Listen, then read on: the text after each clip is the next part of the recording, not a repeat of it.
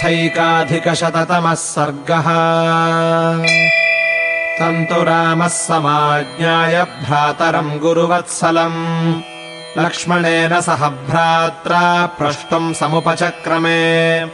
किमेतदिच्छेयमहम् श्रोतुम् प्रव्याहृतम् त्वया, यस्मात् त्वमागतो देशमिमम् चीरजटाजिनी। यन्निमित्तमिमम् देशम् कृष्णाजिनजटाधरः, हित्वा राज्यम् प्रविष्टस्त्वम् तत्सर्वम् वक्तुमर्हसि। इत्युक्तः केकयीपुत्रः काकुत्स्थेन महात्मना, प्रगृह्य बलवद्भूयः प्राञ्जलिर्वाक्यमब्रवीत्।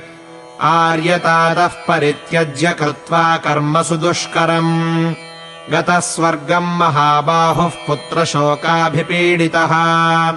स्त्रिया नियुक्तः कैकेय्या मम मात्रा परन्तप, चकार सा महत्पापमिदमात्मयशोरहम्। सा राज्यफलमप्राप्य विधवा शोककर्षिता, पतिष्यति महाघोरे नरके जननी मम।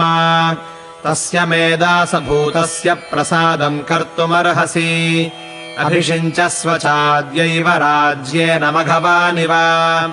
इमाः प्रकृतयः सर्वा विधवा मातरश्च याः, त्वत्सकाशमनुप्राप्ताः प्रसादम् कर्तुमर्हसि। तथानुपूर्व्या युक्तश्च युक्तम् चात्मनि मानद, राज्यम् प्राप्नुहि धर्मेण सकामान् सुहृदः कुरु। भवत्वविधवा भूमिः समग्रापतिना त्वया, शशिना विमलेनेव शारदी रजनी यथा। एभिश्च सचिवैः सार्धम् शिरसा याचितो मया, भ्रातुः शिष्यस्य दासस्य प्रसादम् कर्तुमर्हसि। तदिदम् शाश्वतम् पित्र्यम् सर्वम् सचिवमण्डलम्, पूजितम् पुरुषव्याघ्रनातिक्रमितुमर्हसि। एवमुक्त्वा महाबाहुः सबाष्पः कैकयीसुतः, रामस्य शिरसा पादौ जग्राह भरतः पुनः। तम् मत्तमिव मातङ्गम् निःश्वसन्तम् पुनः पुनः, भ्रातरम् भरतम् रामः परिष्वज्येदमब्रवीत्। कुलीनः सत्त्वसम्पन्नस्तेजस्वी चरितव्रतः, राज्यहेतोः कथम् पापमाचरेन्मद्विधो जनः। न दोषम् त्वयि पश्यामि सूक्ष्ममप्यरिसूदना, न चापि जननीम् बाल्यात् त्वम् विगर्हितुमर्हसि। कामकारो महाप्राज्ञ गुरूणाम् सर्वदा नघा, उपपन्नेषु दारेषु पुत्रेषु च विधीयते।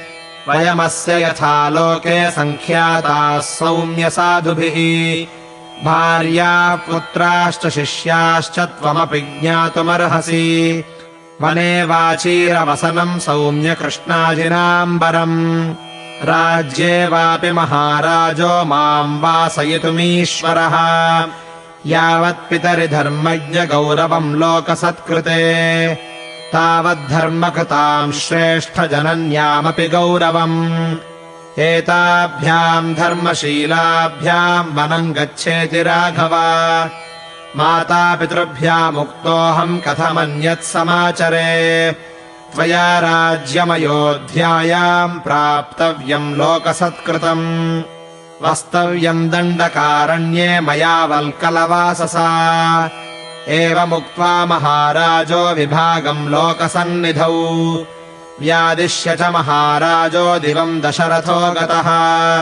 स च प्रमाणम् धर्मात्मा राजा लोकगुरुस्तव, पित्रा दत्तम् यथा भागमुपभोक्तुम् त्वमर्हसि।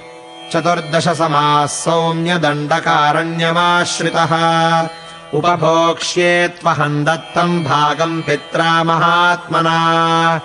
यदब्रवीन्माम् नरलोकसत्कृतः पिता महात्मा विबुधाधिपोपमः, तदेव मन्ये परमात्मनो हितम् न सर्वलोकेश्वर भावमव्ययम्।